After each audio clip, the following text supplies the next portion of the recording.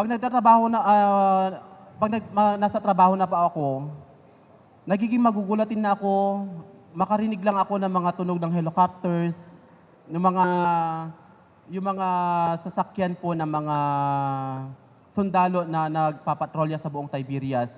Iba na po yung nararamdaman ko.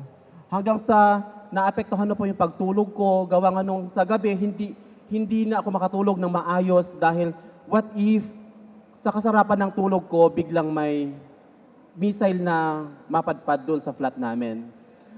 Kung kaya't napag-isipan ko na umuwi na lang po siguro kasi ang unang maapektuhan dito sa akin yung mental health ko.